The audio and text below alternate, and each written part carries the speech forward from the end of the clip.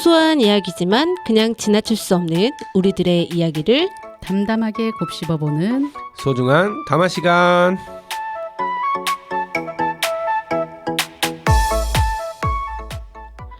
안녕하세요. 경발년의 소담소담회 저는 김배성이고요. 저는 문나연입니다. 그리고 저는 차 박사입니다.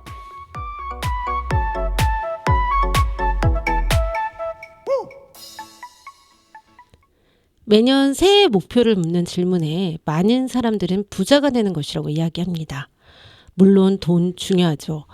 우리의 삶을 지켜주고 선택의 폭을 넓혀주니까요. 하지만 돈이 많다고 행복할까요? 가진 것은 많지만 늘 불안한 사람도 있고 벌고는 있지만 늘 만족하지 못하는 분들도 있잖아요. 어쩌면 진짜 부자는 얼마를 가졌냐보다 자신이 가진 것에 만족해하는 사람. 오늘보다 내일이 그리고 내일보다 그 다음 날이 기대되는 사람이 아닐까요? 오늘 하루도 내가 가지고 있는 것에 감사하며 오늘보다 내일을 더 꿈꾸는 사람들과 함께하는 경발년의 소담소담 노래 한 곡 듣고 시작하도록 하겠습니다. 왁스가 부릅니다. 머니. 경발년의 소담소담 2026년 첫 방송의 노래는 왁스의 노래로 시작했습니다. 다들 아시죠? 머니라는 노래. 네. 이 노래 안에 오늘 우리가 할 이야기의 주제가 들어가 있는데요. 오늘은 돈 이야기를 좀 해볼까 합니다. 우리 경발년 식구들, 우리 두 분은 얼마나 있어야 좀 행복할 것 같다고 생각하시나요? 저는 얼마라고 딱 정해놓지는 않았는데 네. 우리나라에서 가장 널리 알려진 이제 기준을 본다면 네. 금융자산 10억 원 이상이라고 해요. 아, 10억 원이요? 네. 그래서 KB금융 같은 곳에서도 자주 사용하는 기준으로 금융자산 10억 원 내서 100억 원 미만이 자산가. 그리고 100억 원 이상이 고자산가, 300억 원 이상이 초자산가라고 이렇게 나누고 있다고 하거든요. 아, 네. 그래서 문 변호사님은 얼마 정도 있으면 행복하실 것 같으세요? 행복. 네, 행복. 그런데 이게 전 자꾸 답을 찾는 버릇이 있어서 네네. 답이 얼마 이상이다라고 말하는 거는 답이 아닌 것 같고 편안하게 두 발 뻗고 자는 정도. 그게 얼마? 그게 얼마나 될까요? 집요하신데. 네. 빚이 없는 정도. 빚이 없는? 아. 그런데 이제 생각해 본다면 네. 집도 있고 네. 차도 있고 네. 그런 걸 다 생각했을 때 네. 빚이 없는 정도 30억 원? 빚이 없는 상태에서 30억 원? 네. 아. 우리 차 박사님은요? 저는 다다익선? 다다익선. 네, 많을수록 좋지 않겠습니까? 그래서 얼마요? 네, 그래서 한 100억? 100억. 그러면 100억이 있어야 행복하실 거예요? 그건 아니죠. 아니, 그건 아니죠. 근데 네. 100억이 있으면 더 행복할 것 같긴 하죠. 그렇죠. 네, 저도 통장에 딱 100억 꽂혀 있는 거 보면 정말 행복할 것 같아요. 네. 네. 총액 자산이 네. 빚 빼고 100억이 딱 꽂혀 있다. 그렇죠. 예, 그러면 그러니까 정말 이게 예전에는 100억이라고 하는 걸 감히 입 밖으로 못 냈는데 네. 요즘 요즘은 인플레이가 많이 맞아요. 돼서 네. 예전에는 10억만 있어도 행복하다 뭐 이랬던 맞아요. 부분이 네. 지금은 100억 정도는 돼야 좀 뭔가 좀 있는 것 같은 느낌도 들고 남들보다 더 많다라는 느낌이 들지 10억은 요즘은 이제 평범한 일상이 돼버린 것 같아요. 제 주변에도 비난받을 수 100억 있는- 있는 분들 계세요. 아 그러니까 제 저희 주변에는 주변에도 10억이 다수라. 네, 10억이 있어야 네. 네. 10억이 있는 것이 평범한 일상이다는 아닐 것 같아. 보통 아파트 한 채만 있어도 10억이 되지 않습니까? 그러니까 금융자산. 그러니까 으로 봤을 때. 금융자산으로 봤을 때. 예. 근데 보통 금융자산 10억을 통장에 넣어놓기는 또 쉽지 않잖아요. 그렇죠. 네. 예. 어쨌든 많으면 많을수록 좋다. 그렇죠. 네, 예. 그렇게 좀 정리를 해보고 그래서 우리 경말년 식구들은 그런 부자가 되기 위해서 어떤 재테크를 하고 있는지 좀 많은 분들도 궁금하실 것 같아요. 개인적으로 제가 좀 궁금합니다. 변호사님은 어떻게 하시는지 궁금하기도 합니다. 네. 저는 네. 이제 땅 사시나요? 제 가장 가까운 사람의 말을 들었을 네. 땐 아무것도 안 하는 게 네. 돈을 버는 거다고 해서 아무것도 안 하고 있었어요. 지금도요? 그런데 네. 그래도 나 혼자 뭔가를 해보자. 너의 음. 생각은 그렇지만 나의 생각은 조금 다를 수 있고 내가 네. 조금 더 정말 재테크라는 걸 한번 해서 가정에 도움이 되면 좋지 않겠느냐 네. 라고 해서 21년도 한 4년 전부터 했던 것 같아요. 뭐 오래 하세요? 주식을. 주식을. 주식 좋죠. 그런데 결과적으로 봤을 땐 지금 네. 현재 봤을 땐 정말 아무것도 안 하는 게 돈을 버는 거였구나라는 상태거든요. 제 주변에 요즘에 주식으로 돈 많이 버셨다고 그러니까 하던데. 저는 정말 안 맞나 봐요. 그래요? 어쨌든 지금 재테크로 주식을 하고 계시다는 네. 얘기시고. 경매 같은 건 안 하십니까? 경매에 관심이 있었는데 네. 제가 아무래도 법률적으로 좀 많이 예. 해박하시니까. 교총에 오면서 네. 네. 그 경매 쪽은 아예 이제 쳐다보지 않았고 왜냐하면 경매는 사건을 많이 수임하다 보면 속모에 네. 있다 보면 예. 경매 사건들이 많이 들어와요. 예. 그리고 임대차나 매매, 부동산 매매 사건들도 많이 들어오고 네. 그래서 사건을 진행하다 보면 그냥 이걸 제가 살까라는 생각도 하게 되고 네. 그렇게 많이 접하다 보면 또 경매 분석도 해야 되고 그때 당시에 이게 사기였는지 네. 뭐 집에 물이 새는 걸 이 낙찰자가 알고 있었는지 여러 가지 계속 그런 쪽으로 생각을 하다 보니까 그때에는 분명 관심이 있어서 저도 경매를 해야겠다. 뭔가 등기부 등본이 깨끗하지 않다고 표현하는 것들은 아무래도 낙찰가가 낮잖아요. 예. 그래서 근데 그런 것도 이제 소송을 진행하다 보면 또 시간이 가다 보면 그게 결국에는 제게 되어 있거든요. 제 의뢰인께 되어 있듯이. 예. 그래서 시간과 법을 조금 알면 정말 좀 저렴하게 내가 구매를 할 수 있겠다라는 생각에서 관심을 가졌다가 21년도 이후에 이제 교총 들어오고 나서부터는 이제 준공무원 네. 마인드로 살고 있어서 그러니까 관심을 덜 두게 되더라고요. 네, 지금 현재 경매는 하고 계시지 않지만 네. 법에 대해서 조금 더 안다면 경매도 나쁘진 않다. 지금 그 얘기신 거죠. 그럼요. 네. 알겠습니다. 우리 차 박사님은 어떻게? 네. 제가 앞으로는 볼 때는 이제 물가 인플레이션이 많이 될 걸로 추측이 되니까 네. 아무래도 이제 물건을 많이 갖고 있는 게 좋다고 생각을 하거든요. 그래서 물건이요? 예, 아, 물건으로 네. 갖고 있는 것이 대표적인 게 이제 부동산을 가지고 있는 것이 좋을 걸로 예상도 되고요. 네. 그러고 나서 이제 부동산은 이제 규모가 크다 보니까 큰 금액으로만 운영할 수밖에 없어서 만약에 작은 돈으로도 뭐 재테크를 하고 싶다라고 하면 금을 사 모으는 것도 나쁘지는 않겠다 이런 생각이 좀 듭니다. 아니 저도 솔직히 예. 금을 사 모아야겠다는 생각은 하는데 예. 그래서 이제 금은방을 가봤어요 몇 군데. 어. 근데 금은방마다 금값이 달라요. 그렇죠. 어떻게 금은방마다 하고 계세요? 금값의 시세가 좀 다르기도 하고 네. 거기에 대해서 이제 늘어나거나 줄어드는 이제 중량들 때문에 각각의 이제 금은방 개별적으로 약간 시세를 좀 조정하는 경우도 있습니다. 그래서 실시간으로 금액이 변하다 보니까 각각의 이제 금은방에서 정해주는 부분들이 좀 있기는 한데 그런 거보다는 아무래도 이제 증권회사에 가서 금 거래를 할 수 있는 계좌를 네. 열면은 금을 이제 부가세를 내지 않고 네. 예, 부가세를 내지 않고 금을 사거나 팔 수가 있습니다. 그러면 살 때 가격, 팔 때 가격이 똑같아요? 그렇죠. 이제 금 시세대로 이제 정확히 하는 거죠. 예, 그래서 이제 금 시세대로 금을 사거나 팔 수가 있고 부가세를 없이 할 수도 있습니다. 대신에 이제 그걸 내가 신물로 받고 싶다 그러면 네. 그걸 이제 부가세를 내고 증권회사에다 신청을 하면 그 금을 실물로 받을 수도 있습니다. 예. 어떻게 보면 금 재테크 하는 데는 금 통장이 가장 금 통장이 좋겠네요. 가장 좋을 것 같습니다. 네. 그렇네요. 예. 어.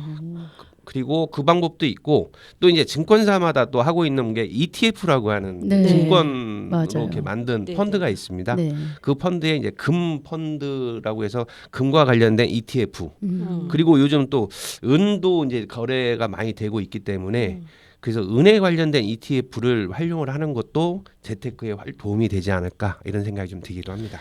네. 지금 도움이 된다라고 설명을 해주셨는데 예. 지금 얘기를 가만히 들어보면 우리 차 박사님 같은 경우에는 지금 부동산도 좀 재테크로 하고 있고 네. 네. 주식도 좀 하고 계시고 예. 네.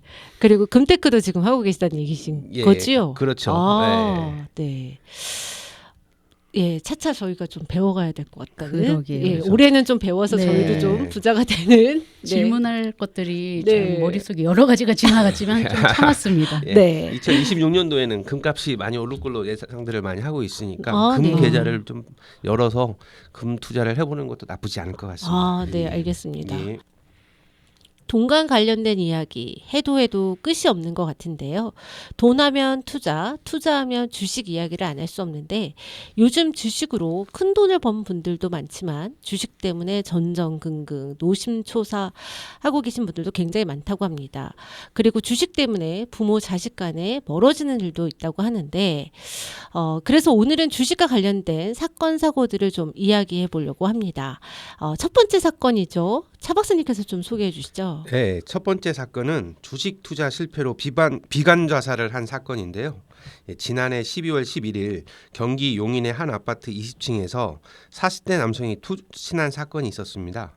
119 신고를 받고 출동한 경찰은 남성의 시신을 수습하던 중 주머니에서 차 키를 발견을 했는데 경찰이 해당 아파트 주차장에 세워진 A씨의 차량을 수색한 결과 뒷좌석에서 A씨의 아들 B군의 시신이 발견되었고요.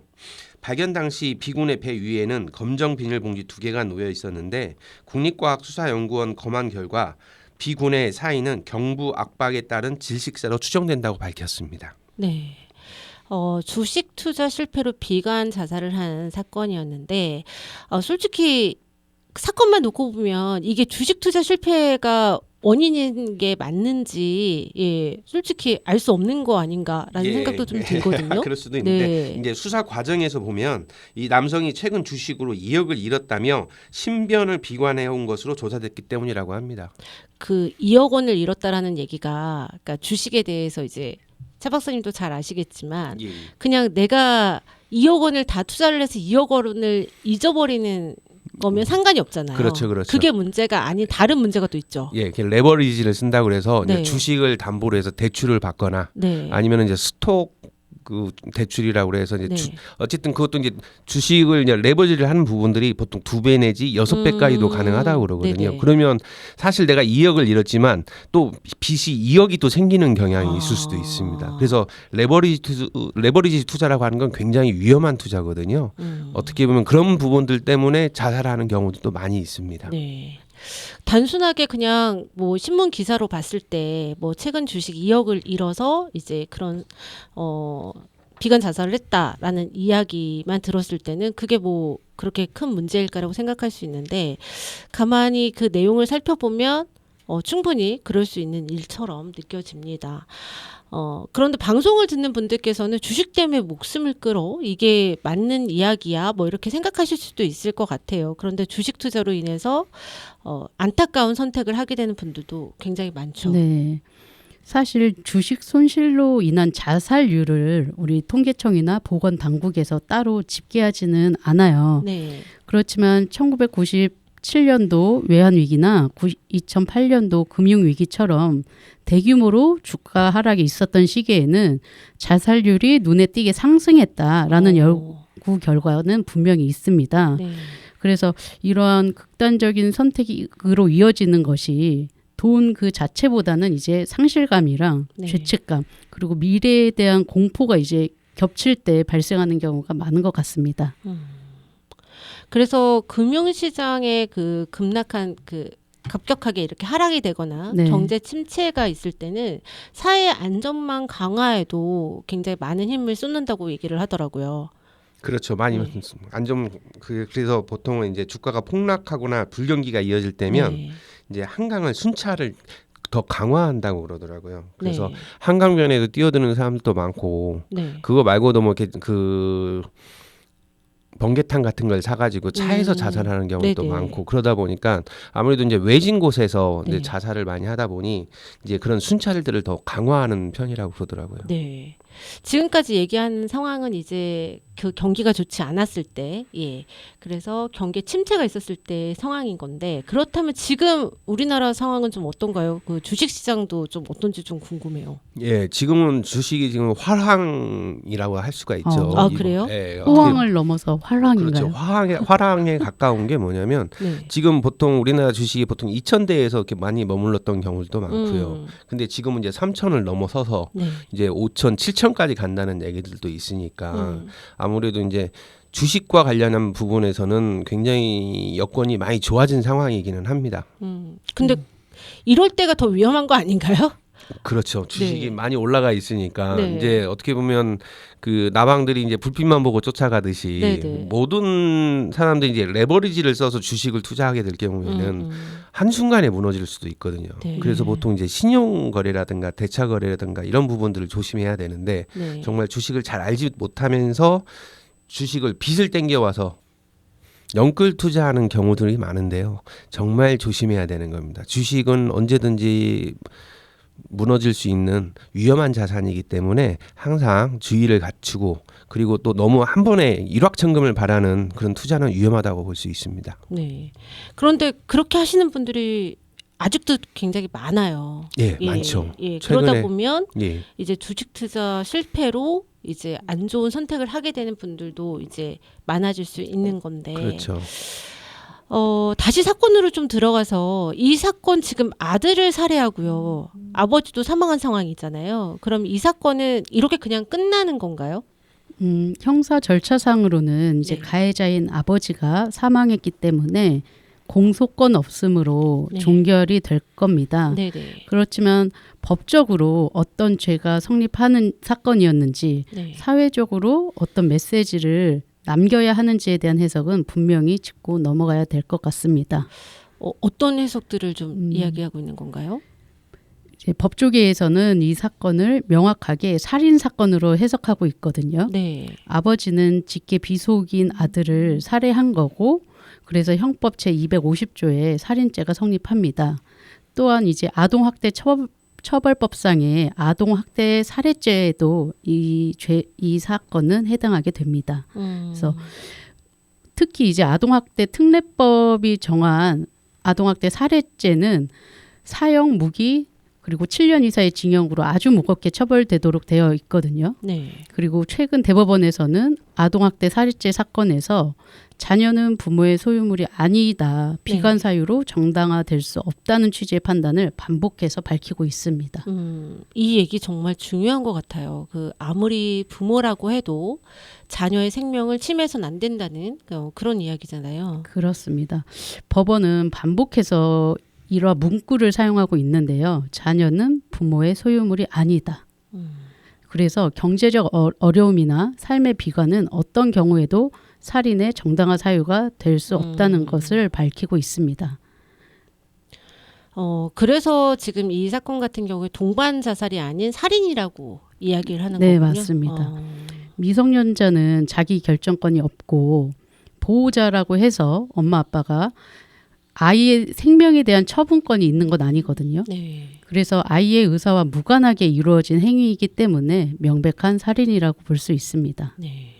그런데도 아직까지 좀 나이 드신 우리 어르신들 같은 경우에는 이 사건을 볼 때 오직했으면 자식을 살해하고 자신도 죽으려고 했겠어라는 그런 생각을 하실 수 있어요. 그렇죠. 근데 이런 인식은 바로 잡혀야 한다는 그런 이야기네요. 네, 그렇죠? 맞습니다. 네. 이번 사건 주식으로 2억을 잃었기 때문에 발생한 사건이다 보니까 경제적인 어려움이 부른 참사라고도 볼 수 있을 것 같아요. 피해자의 경제적인 어려움, 솔직히 법정에서 굉장히 많이 얘기가 나오고 있다는 얘기를 들었는데 네. 혹시 이런 경제적인 어려움이 가명에 영향을 주고 뭐 그런 것들이 좀 있나요? 결론부터 말씀드리면 거의 영향을 주지 않습니다. 그래요? 그래서 경제적 어려움은 이제 사건의 배경 설명 정도에 이제 그칠 뿐이고요. 범죄를 정당화하거나 가명 사유는 전혀 되지 않습니다. 그래서 뭐 힘들었느냐, 그래서 사람을 해쳐도 되느냐는 완전히 다른 문제거든요. 네. 그래서 뭐 투자 실패나 빚 아니면 생활고가 있다고 하더라도 우리 폭력이나 살인을 어쩔 수 없었다라고 정당화하기에는 어려운 것입니다. 맞아요. 그러니까 뭐 상황이 힘들다고 해서 누구나 다 범죄를 저지르는 것은 아니니까. 그렇죠. 아마도 그 얘기를 해주시는 것 같은데 이번 사건 좀 탐정의 시선에서 좀 살펴볼 필요도 있을 것 같아요. 현재 고인이 된 이 40대 남성분, 이분이 극단적인 결정을 하길까지 저는 전조 신호가 좀 있었을 거라는 생각이 들거든요. 차 박사님 생각은 어떠세요? 예, 분명히 네. 있었을 겁니다. 네. 예, 그동안 연락 한번 없었던 사람들에게 연락을 했었을 수도 있고요. 네. 아니면 주변과 그러니까 연락을 자주 하던 사람과도 단절이 됐을 수도 있고요.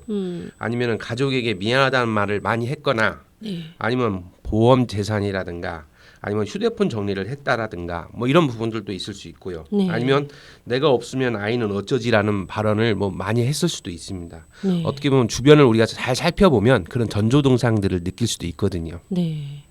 솔직히 가족들에게도 뭔가 지금 자기 상황에 대한 거를 좀 이야기를 좀 했었을 수도 있겠다라는 생각이 좀 드는데 이번 사건과 같은 사건들이 앞으로도 많이 발생될 수 있을 거라는 생각이 좀 들어요. 그래서 우리가 막을 수 있는 방법은 좀 없을까 이 부분에 대해서도 좀 고민을 해봐야 될 것 같은데 어떤 예. 방법들이 좀 있을까요? 예, 아무래도 그냥 들어주는 사람이 한 명만 있었어도 극단적인 선택은 좀 많이 줄어든다고 그러거든요. 네. 그러니까 극단적인 선택을 하는 사람들은 문제가 해결되지 않아서가 아니라 네. 아무도 듣지 않는다고 느낄 때 그런 좌절과 상실감이 더 크게 됩니다. 네, 한 사람만 들어주는 사람이 있어도 그렇죠. 예, 예. 그분과 이야기를 나누면서 좀 마음을 진정시킬 수 있을 것 같다는 생각이 좀 듭니다. 맞아요. 네. 그래서 제가 법률가의 입장에서도 네. 봤을 때 결국 선이 무너지는 순간을 빨리 알아차리느냐 못 알아차리느냐라고 보거든요. 감당할 수 있는 선. 네. 네, 네. 그래서 최소한 이 세 가지는 생각해 봤으면 하는데요. 네.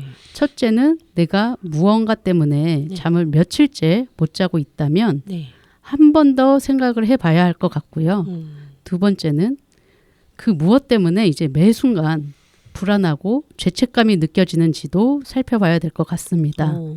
그리고 마지막으로는요. 그 무언가 때문에 나의 일과 나의 가족 그리고 나의 소중한 사람이 뒷전으로 밀려나고 있다고 생각되면 내가 감당할 수 있는 선을 넘은 상태라고 생각하면 되지 않을까 싶습니다. 스스로 감당할 수 있는 선을 지킨다는 게 참 쉬운 일은 아닐 것 같아요. 하지만 그 선을 넘는 순간 나의 가정과 그리고 나의 소중한 사람들에게 큰 문제가 발생할 수 있다면 사전에 그 문제를 해결하는 것이 현명한 선택이 아닐까라는 생각을 좀 해보게 됩니다. 저희가 이제 해야 될 이야기가 더 남아있는데 노래 한 곡 듣고 이야기 계속 이어나가도록 하겠습니다. 조용필이 부릅니다. 바람의 노래. 소소한 이야기지만 그냥 지나칠 수 없는 우리 주변의 이야기를 담담하게 곱씹어보는 경발련의 소담소담. 오늘은 주식과 관련된 사건 사고들을 살펴보고 있는데요. 이번 사건은 특정 종목의 주식을 구입한 한 기자가 주가를 띄어서 100억 원 이상의 부당 이득을 챙긴 이야기입니다. 어떤 사건인지 차 박사님 좀 소개해 주시죠. 예, 이 사건은 전직 경제신문 기자 K씨와 전직 증권사 직원 E씨가 기사 보도를 통해서 선행매매로 111억 8천만 원의 부당 이익을 챙겨 구속 기소된 사건인데요. 네. 이들은 특정 종목 기사를 내기 전 미리 주식을 매수하고 기사로 주가가 오르면 즉시 매도하는 수법을 썼다고 합니다.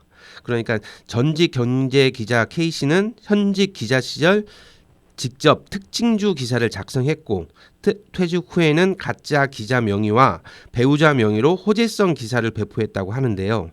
보도 예정 기사 정보를 미리 알려 이 씨에게 선행매매를 권하는 등 조직적으로 공모한 것으로 밝혀졌다고 합니다. 그러니까 경제 신문 기자가 이제 현직에 있었을 때 이제 특징주 관련된 기사들을 많이 작성했었던 분이셨나 봐요. 예. 이 분이 미리 이제 주식을 사놓고 그거와 관련된 이제 기사를 써가지고 이제 차익을 그렇죠. 나게끔 했던. 예. 그래서 이제 그런 선행매매를 했던 사건인데요. 보통 이제 저도 이제 주식 거래를 하다 보면 네. 이제 특징주라고 하는 기사 제목을 많이 보고 있기는 하거든요. 네네. 그래서 이제 가격만 올려놓고 떨어지는 경우도 많아서 음. 저는 사실 특징주를 잘 믿지는 않습니다. 네. 예. 그렇다고 하면 이 사건 같은 경우에 전직 경제신문 기자와 증권사 직원 이분들의 잘못이 역력하게 좀 나타나고 있는 건데 우선 부당이익을 취득했다는 것부터가 좀 문제가 될 것 같아요. 이 두 사람이 법적으로 문제가 되는 부분들은 어떤 것들이 좀 있을까요? 네, 아무래도 이제 시세 조정과 부정 거래에 있어서 네. 자본시장법 위반이나 업무상 배임, 네. 사기 네. 가능성이 좀 있습니다. 그리고 언론인, 금융인으로서의 직업윤리 위반도 이제 징계 사유가 될 수 있을 것 같고요. 네. 단순 투자 문제가 아니라 이 부분이 이제 시장 질서를 교란한 범죄냐 아니냐 이 부분이 핵심인데요. 그래서 자본시장법 위반 여부를 중점적으로 봐야 될 것 같습니다. 그래서 기사를 이용해서 미리 사두고 보도 후에 팔아 이익을 취했다면 시세 조정, 부정 거래, 경우에 따라 미공개 중요 정보 이용까지 문제가 될 수 있습니다.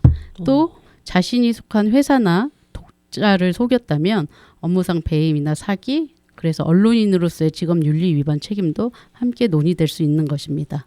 법적으로 한번 걸기 시작하면 한두 개가 아니네요. 그렇죠. 그렇다면 만약에 그 단순히 호재성 기사를 쓴 것이라면 이것도 범죄가 좀 될 수 있는 건가요? 사실에 근거한 기사라면 문제가 되지 않는 거죠. 네네. 그렇지만 이제 허위, 과장된 정보이거나 사전에 주식 매매와 결합이 되어 있다면 충분히 범죄가 될 수 있습니다. 그래서 우리가 세력이 미리 사둔 종목을 띄우기 위해서 이제 허위로 과장된 보도를 한다면 자본시장법 위반에 해당되는 거죠. 그렇다면 이들이 법적으로 이제 처벌받게 되는 거는 어떤 것들이 좀 있나요?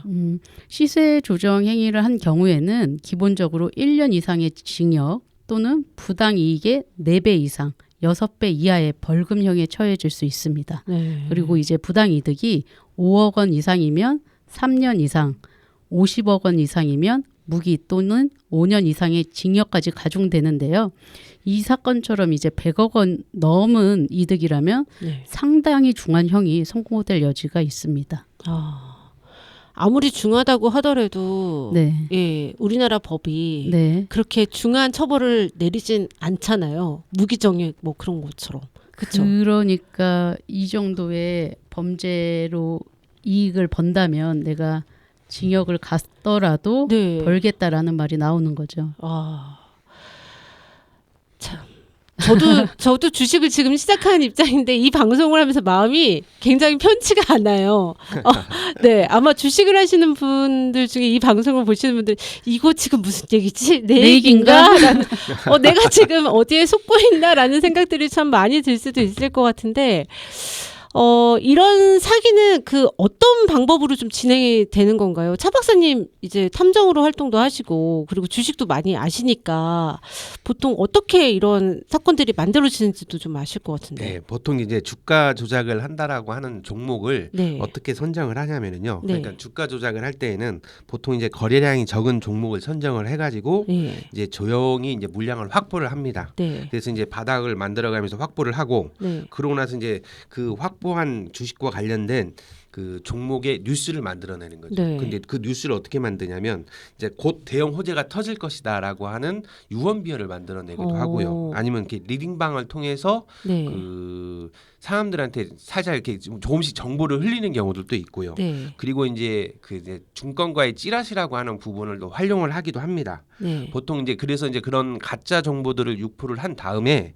이제 그러고 나서 가짜 정보를 유포를 하다 보면 이제 개인 투자자들이 이제 접근을 해서 들어오겠죠. 그래서 일명 이제 개미들이 들어온다라고 하면 이제 그 개미들이 어느 정도 들어왔다고 하면 이제 고가에서 이제 매도를 하고 세력들은 도망가는 경우들이 보통 주가 조작의 이렇게 일상적인 모습들입니다. 저 궁금한 게 있는데 네. 갑자기. 네네. 말씀해 그러면 예. 이 세력들은 예. 몇 퍼센트의 수익을 보고 이제는 그만해야겠다라고 하는 거예요? 예, 보통 이제 제가 이제 듣기로는 예. 보통 한 2배에서 3배 2배. 그럼 100% 이상이네요. 그렇죠. 그러니까 보통 이제 이 주가 조작을 하기 위해서는 많은 돈도 많이 필요하기 때문에 네. 이 사채를 끌어오는 경우도 많다고. 아. 네, 그래서 이제 사채에 이제 큰 손들이 들어왔다. 뭐 이런 부분들도 하기 때문에 보통 조그만한 돈만 가지고 할 수 없잖아요. 그렇죠. 보통 주가 조작을 하려면 최소한 수십억에서 수백억이 필요로 하기 때문에 예, 돈이 많이 들어가야 되기 때문에 이제 뒷손, 큰 손들이 그래서 들어오기도 뭐 합니다. 우리가 예. 뭐 3%, 5%로는 도저히 안 되는 거고 그렇죠. 50%로도 부족한 게 이런 상황이니까 그렇죠. 이제 2배, 3배의 이익을 남겨야 뭐 그런 그렇죠. 사채 시세를 이자도 내고 악용하는 자기네도 수익도 사람들의 내고. 예, 맞습니다.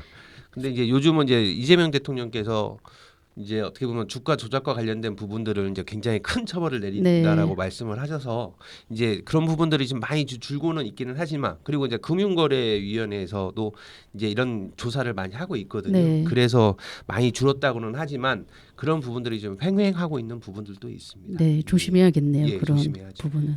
그래서 가짜 유언비어만 듣고 네. 주식을 사거나 아니면 누가 주변에서 곧 내가 아는 사람이 있는데 뭐 이 주식 좋대 뭐 이렇게 얘기를 하는 걸 무작정 사는 것보다는 본인 스스로가 책임질 수 있게끔 직접 공부를 하고 찾아보고 정보가 맞는지 안 맞는지 확인을 해보고 이렇게 투자를 하는 게 가장 정확한 투자고 책임을 질 수 있는 투자가 될 겁니다. 네. 예. 근데 이제 저 같은 경우는 그래요. 이제 예. 주식을 하나 이제 소개를 받아서 사요. 예. 우선은 사야 되겠다 싶어서 사놓고 나서 예. 유튜브에서 그 주식에 대한 검색을 한번 해봐요. 예, 맞습니다. 땡땡 뭐 예. 땡땡 뭐 주가 뭐 그렇게 검색을 네. 해서 보면은 갑자기 어떤 종목은 리뷰 그러니까 그 컨텐츠가 진짜 연속해서 하루에 막 한 10개 달릴 때도 예, 있어요. 알고리즘에 떠서 이제 계속 추천이 올라오고. 네. 아, 예. 예. 근데 그렇게 딱 보면은 되게 안도심이 느껴지는 거예요. 그렇죠. 잘 샀구나. 에이, 네. 딱 저 같은 마음인데요. 네. 근데 어느 날 딱 보니까 제가 가지고 있는 주식 많지도 않고 한 3개를 에이, 다 거기다 검색을 해보면 3개가 다 그렇게 나와 있는 거예요.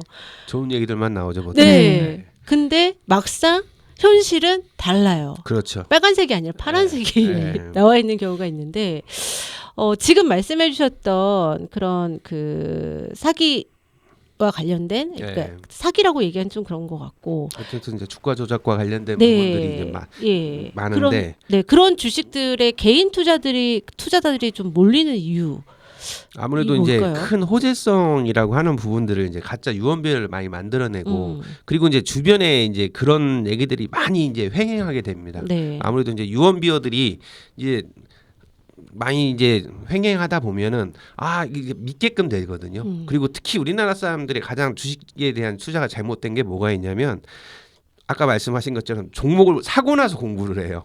네. 사기 네. 전에 공부를 해야 되는데 맞아요. 공감합니다. 예. 그 주식을 사고 나서 공부를 하는데 주식을 사고 나서 공부를 하면 이미 이제 주식은 물려 있고 이제 그렇죠. 그러면 팔지도 못하고 이제 자기 희망 회로를 돌리는 거죠. 그렇죠. 팔지도 못하고 자기 희망 회로를 돌리다 보면 어느새 이제 바닥에 들어가 있고 이게 이제 지하인 줄 알았는데 더 지하가 있는 거고. 수양을 하게 되는 느낌이 들 때가 있어요. 그러다가 보면 이제 그 주식을 사랑하게 되거든요. 네. 네. 그럼 나중에 떨어져도 팔지를 못해요. 그렇죠. 이제 아. 본전 생각나서 못 팔죠. 예. 아. 그래서 이제 그런 부분들을 자기가 책임을 질 수 있게끔 공부를 꾸준히 해나가면서 그 주식을 해야 이것도 성공을 할 수 있는 거지. 뭐 돈이라는 게 쉽게 벌어지는 건 아니지 않습니까? 네. 예. 주식 정보 사기 솔직히 그 인터넷 기사를 통해서 당하는 경우도 굉장히 많은데 요즘은 유튜브 주식 사기 방송이 굉장히 많다고 들었어요. 뭐 네. 무료 리딩이라던가 뭐 확정 수익 곧 뭐 급등 같은 뭐 그런 문자들 있잖아요. 그런 문자들을 보고 주식을 투자했다가 손해를 보는 사람들이 많다고 들었는데 두 분도 주변에 혹시 그런 분들 계신가요? 네. 있어요? 저도 당한 것 같기도 하고 네. 당한 저희 친척분을 대리해서 오. 다시 카드 결제한 거 취소해 달라라고 요청해서 네. 취소를 받은 적도 최근 한 2개월 전에 있었어요. 그래서 대단하십니다. 네, 문자로 오는 이제 무료 리딩, 곧 급등 예정, 확정 수익 이런 문구들을 이제 한번 좀 받아보시는 거잖아요. 네네. 그래서 대부분은 이제 유료 리딩 방으로 유도를 해서 네. 거액의 처음에는 소액일 수 있어요. 소액의 리딩료를 받고 잠적하는 거나 또 허위의 정보를 알려주거나 하는 것들이 전형적인 패턴이라고 봐야 할 것 같습니다. 네, 차 박사님 주변에도 혹시 그런 분 계신가요? 예, 많죠. 그런 사람들 많이 있어가지고 네. 힘들어하는 사람도 많았었습니다. 오. 예, 보통 이제 리딩방에 이제 가입을 해가지고 거기에서 하라는 대로 하다가 네. 결국은 이제 수습이 안 돼가지고 네. 예, 손해를 많이 끼친 사람들 제 주변에 많았습니다. 원래 리딩방에 계신 분이 일부러 예, 작전상 그렇게 만드는 경우들이 있대요. 예, 그렇죠. 이게 여러 명이서 이제 하기도 하고 네. 한 사람이 이제 아이디를 여러 개 써서 음. 주고받고 말을 하는 거죠. 아. 예, 그래서 이제 주고받고 하면서 저는 수익이 20% 났어요. 저는 30% 났어요. 네. 뭐 이런 식으로 이렇게 하다 보면 나도 왠지 될 것 같으니까 그러면 이제 거기에 빠져드는 거죠. 이제 빠져들다 보면 계속 이제 투자를 하게 되고 물리다 보면 계속 이제 본전 생각나니까 그 본전을 채우기 위해서 또 투자를 하게 되고 늪이 되네요. 늪. 그렇죠. 네. 그래서 이제 어떻게 보면은 이제 금액이 점점 커지다 보면 결국은 이제 건널 수 없는 강을 건너기도 합니다. 예, 제 주변에는 아직 없지만 아까 같이 뉴스에서 나오는 것처럼 그렇게 이제 몰리는 경우들도 많이 있는 것 같아요. 네. 예. 저도 주변에서 그런 얘기 들었어요. 유튜브 보지 말라. 유튜브 보지 말고 주식 공부를 해라. 네. 예, 라는 이야기를 많이 듣는데 솔직히 온라인 기사보다 유튜브가 더 위험하다는 생각이 좀 많이 드는 것 같더라고요. 문변은 어떠세요? 아무래도 이제 영상은 네. 얼굴과 목소리가 나오니까 네. 이제 사람의 뇌가 자동적으로 이제 믿을 만한 사람 같다라고 착각하게 만드는 것 같더라고요. 그렇죠. 얼굴을 내밀고 얘기를 하는 거니까. 네. 그리고 거기에 이제 실시간 채팅으로 수익 인증 캡처 같은 것들이 올라오면서 뭐 선생님 덕분에 인생 역전했습니다. 같은 댓글들이 이제 쏟아지기 시작합니다. 그러면 비판적 사고가 순식간에 무너지게 되는 것 같아요. 그래서 결국 내가 속은 게 아니라 그렇게 믿도록 설계된 구조 안으로 내가 들어간 것에 가깝다고 보고 있습니다. 네. 저는 저번에 한번 유튜브를 봤다가 네. 깜짝 놀랐던 게 뭐냐면 정말 신뢰하게 됐는데 신뢰하시라는 얘기는 아니에요. 예. 그 유튜브를 하셨던 분이 갑자기 제가 분명히 말씀을 드렸죠. 한 달 전에 분명히 오른다고 했죠. 그 영상 한번 보겠습니다 하면서 그 영상을 틀어주는 거예요. 저랑 같은 분을 보고 계시는 것 같아요. 아니 다른 분일 거예요. 여러분이 그러시더라고요. 네. 그래서 정말 본인의 목소리예요. 네. 그리고 몇 월 며칠자에서 제가 분명히 이 종목 간다고 얘기했죠. 보세요. 가잖아요. 또 있습니다. 그러면서 한 두세 가지를 연달아서 보여줄 때는 네. 이 사람 것만 들어야 되겠구나 네. 라는 그런 신뢰가 막 생기는데 그렇죠. 가뜩이나 얼굴까지 내놓고 네. 예, 실명까지 이름까지 내놓고 그렇게 방송을 하시는 분 보면 정말 주식을 모르는 사람도 신뢰를 할 수밖에 없겠구나라는 생각이 주식을 모르니까 아마 신뢰를 하게 되는 것 같아요. 그런 게 진짜 우리 어르신들한테 이런 유튜브가 퍼지면 네. 보이스피싱처럼 굉장히 사회적 문제가 되지 않을까라는 생각도 하고 있습니다. 네.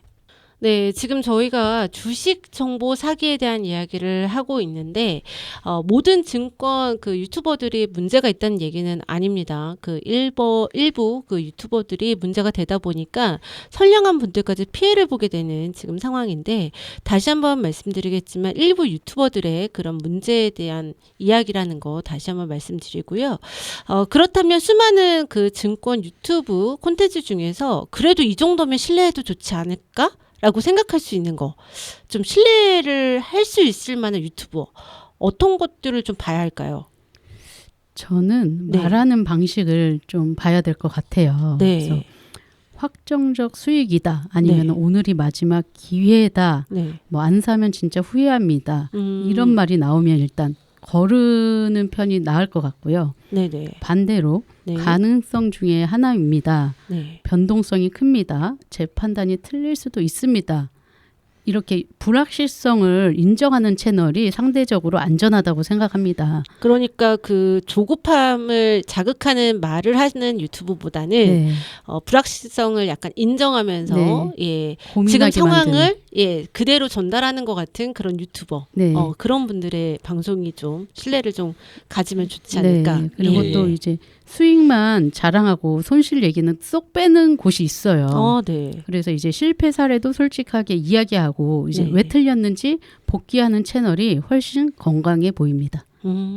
예, 저는 이제 수익보다는 손실을 말할 수 있는 유튜브가 더 신뢰가 가더라고요. 네. 네. 예, 그러니까 이제 수익 인증만 반복을 하고 뭐 손실 사례는 전혀 없는 것처럼 얘기를 네네. 하고 실패 영상은 아예 삭제를 하는 경우도 많이 있더라고요. 네. 예, 그래서 그런 부분들은 좀 신뢰할 수 없는 그 유튜버고, 그리고 이제 비교적 건강한 채널은 손실 사례를 공개를 하기도 하고요. 네. 그리고 이제 틀린 분석을 복기를 하고, 네. 그리고 또 이제 시장 상황을 이제 아무래도 시장 상황에 대해서 정확히 설명을 해주는 분들이 많이 있거든요. 네네. 그러니까 예, 그 시장 상황을 자세히 설명해주는 부분들을 듣고 본인이 판단하고 본인이 공부해서 본인이 주식 투자를 하는 것이 건강한 주식 투자라고 생각이 됩니다.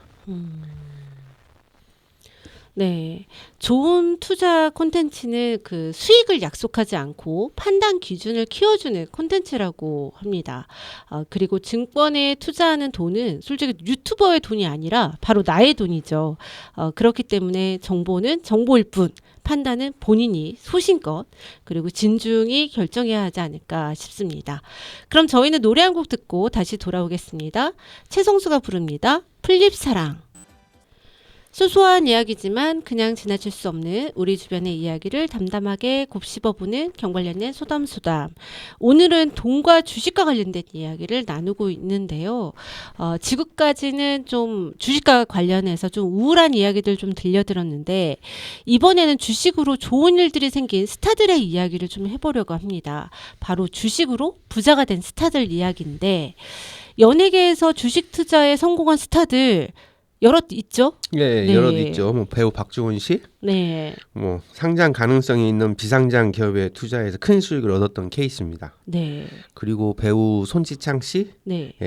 손지창 씨 같은 경우는 이제 1998년 IMF 위기 때 네. 폭락장에 투자를 해서 수익을 얻은 케이스고요. 그러니까 공포에 사서 이제 큰 수익을 냈던 성공을 했던 사례고요. 네네. 이제 그리고 이제 개그맨 유재석 씨도 이제 투자를 자산 관리로 보는 케이스인데요. 네. 이제 대형 플랫폼 기업의 유상 증자, 지분 참여 방식으로 참여해가지고 주식을 돈 벌기 게임으로 보는 것이 아닌 자신을 지키고 늘리는 수단으로 접근한 스타일입니다. 네. 예. 또 다른 분도 있잖아요.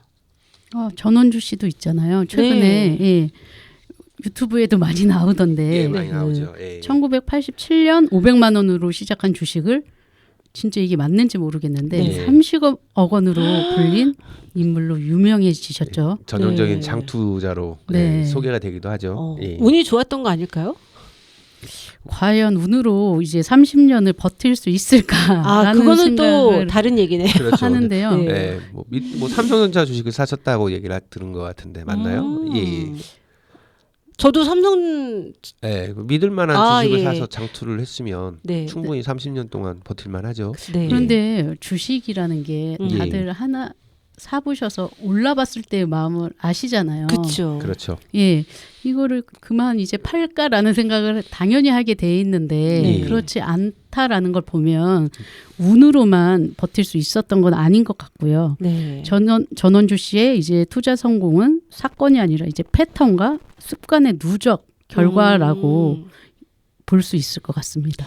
그렇죠. 우량한 주식을 사가지고 네. 어떻게 보면 이제 이걸 분할로 주식을 매수를 해가면서 쭉 회사와 같이 성장한다는 마음으로 주식을 산다라면 이렇게 장투를 할 수 있는 거죠. 네. 네. 예, 단지 그냥 뉴스로만 흔들리거나 뭐 잠깐 좀 눌린다고 해서 매도하거나 이러는 것이 아니라 같이 성장하는 방향으로 가면 뭐 장투도 충분히 가능하다고 생각이 됩니다. 네.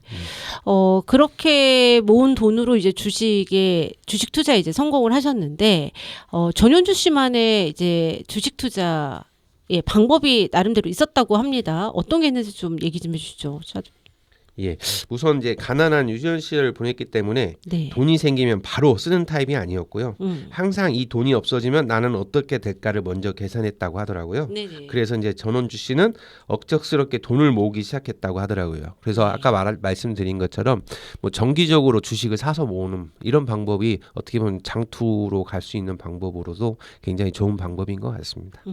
그리고 실제로 뭐 기업만 보고 투자를 했다라는 얘기도 좀 있더라고요. 네. 네. 전원주 씨의 명언인 것 같습니다. 네. 그래서 나는 주식이 아니라 기업을 샀다. 뭐 주주로서 너무 당연한 이야기인데 전원주 씨가 이야기를 하니까 뭔가 다르게 들리더라고요.